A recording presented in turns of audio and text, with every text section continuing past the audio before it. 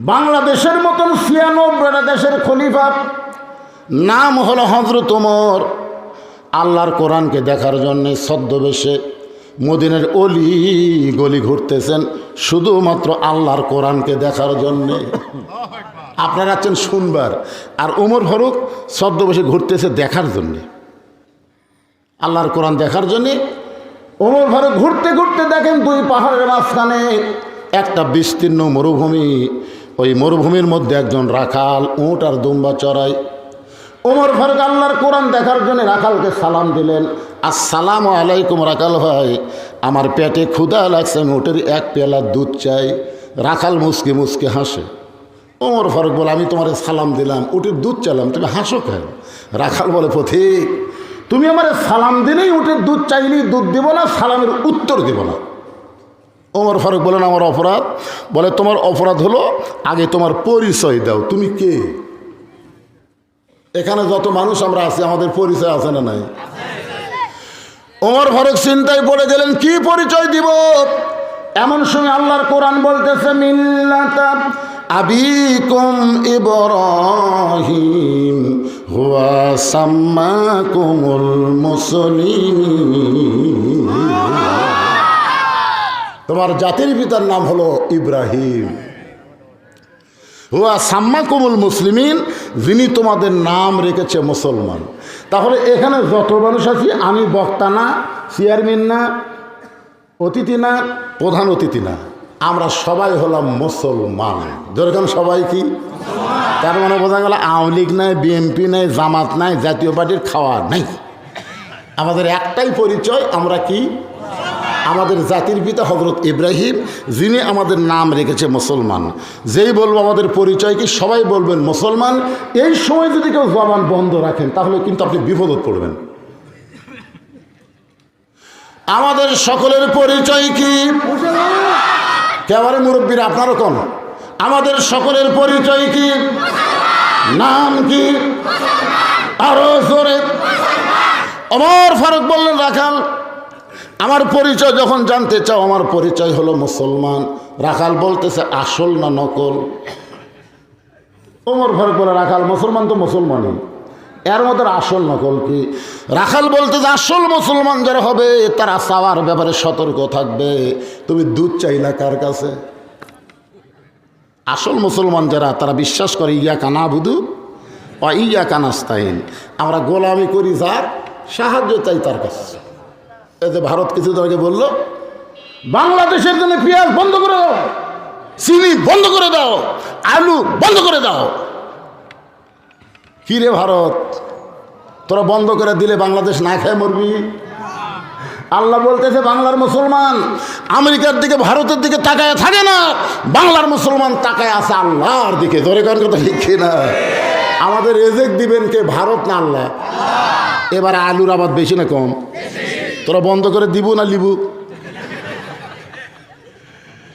শিবগঞ্জে আমার শ্বশুর বাড়ি, আমার শ্বশুর এক লোক বলতেছে যে খালি মাটি টান দিয়ে আলু, ভিতরে কোনো মাটি নেই, খালি বাইরে মাটি দেওয়া, মাটি খালি টান দিলে আলু।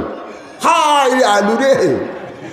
আল্লাহ কোরআনে বলেন, ফালিয়াবুদু রাব্বা হাযাল বাইত আল্লাযী আত'আমাহুম মিন জু'ইন ওয়া আমানাহুম মিন খাউফ।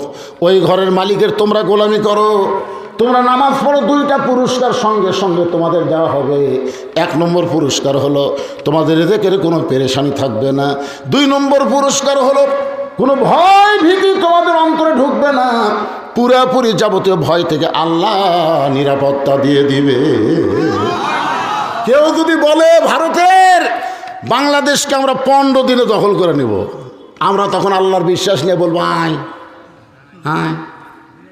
তোরা কি মনে করিস, তোরকে অ্যাটম বোম, তোদের হাইড্রোজেন বোমা দেখে আমরা ভয় করি না?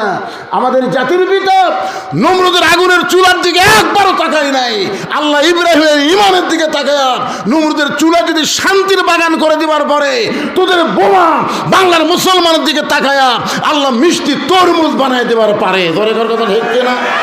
আয় মামানের বাচ্চারা, আয় খালি ঢুকে দেখ। হাসিনা যাওয়ার পরে এরা যা খেপিছে ভাই, কারে খেপিস কা?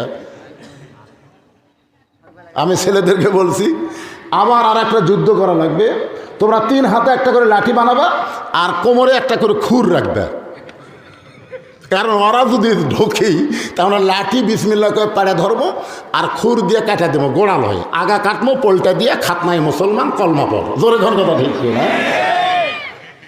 আপনারা কি মনে করতেছেন আমার ওয়াজ খালি এখানেই আছে?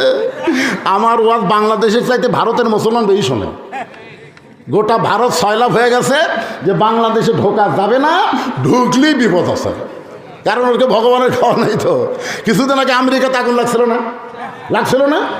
ওরা যত প্রকার প্রযুক্তি, সব প্রযুক্তি দিয়ে আগুন নিবার পারতেছে না, খালি বাড়তিছে। তখন ওই ক্যালিফোর্নিয়ার সরকার মুসলমানের দ্বারস্থ হলো, বলতেছে আমাদের গডের খাওয়া নাই, ঈশ্বর মরে গেছে, ভগবান আউট হবে, এখন তোমাকে আল্লাহ আকবার আজান দাও। মুসলমানেরা যখন আজান দেওয়া শুরু করলো, যতদূর পর্যন্ত আল্লাহ আকবার শব্দ যায় ততদূর পর্যন্ত আল্লাহ আগুন নিভাইয়া দেয়। তাহলে ক্ষমতা কার হাতে?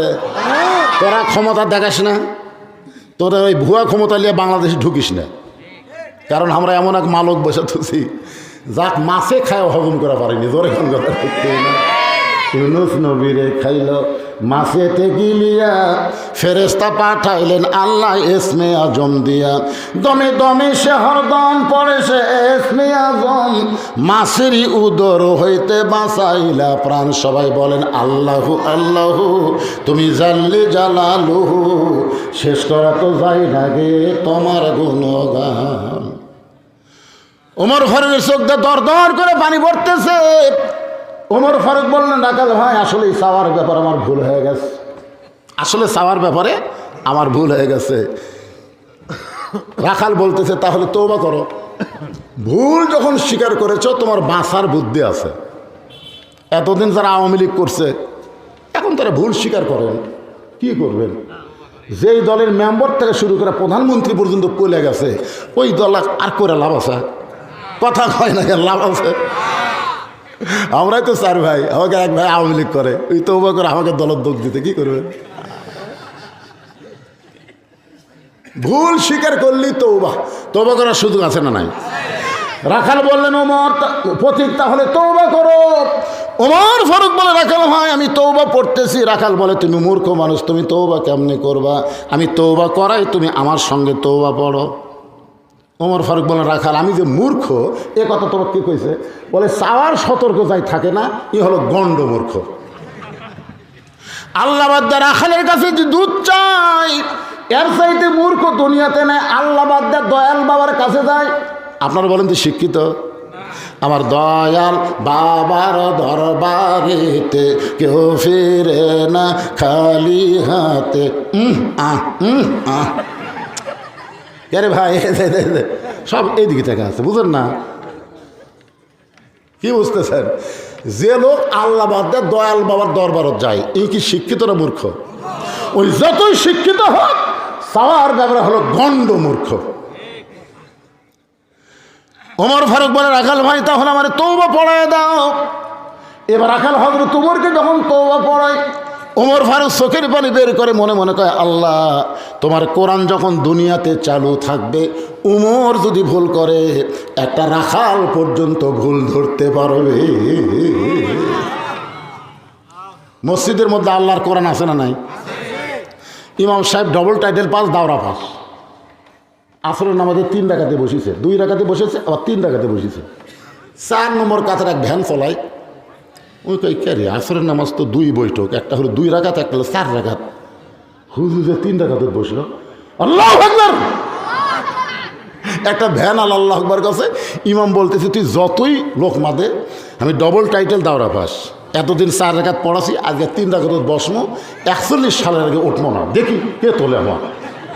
এই কথা বলে ইমাম যদি স্বৈরাচার হয়ে বসে থাকে, আপনার বলেন তো মসজিদের সমস্ত মুসল্লি কার পক্ষে যাবে? নেতার পক্ষে না ভ্যানালার পক্ষে? কেন কেন ভ্যানালার পক্ষে? কারণ ভ্যানালা ঠিক, ইমাম বেঠিক। মসজিদে আল্লাহর আইন চলে বলে আজও স্বৈরাচারী হওয়ার কোনো সুযোগ হয় নাই। আর সমাজে মানুষের আইন চলে বলে সবাই ইচ্ছা মতো কাজ করতেছে। জোরে কোন কথা ঠিক কিনা? এবার রাখাল হযরত উমরকে তওবা পড়াচ্ছেন। যারা মাগরিব এশার নামাজ না পড়াওয়া শুনতেছেন, ফজর পর্যন্ত বাঁচার কোনো গ্যারান্টি? তাহলে সকলে আপনারা পড়েন, যারা পড়েছেন তারাও পড়েন, কারণ আপনি যেভাবে নামাজ পড়া দরকার সেইভাবে হয়তো আদায় করতে পারেন নাই। এই যে সকলে তওবা করতে কি আমাদের আপত্তি আছে? তাহলে সবাই জবান খুলে বলেন আস্তাগফিরুল্লাহ রব্বি মিন কুল্লি জামবিন ওয়া তুবু ইলাইহি। ওমর ফারুক তওবা করার পরে বলতেছে, রাখাল ভাই, আল্লাহর হস্তে ওটের এক পেয়ালা দুধ দাও। কার হস্তে? রাখাল মুচকি মুচকি হাসে। ওমর ফারুক বলে, রাখাল আবার হাসার কারণ কি? বলে, হাসার কারণ হলো তওবা করার পরে তুমি আবার মুনাফিকি করলে।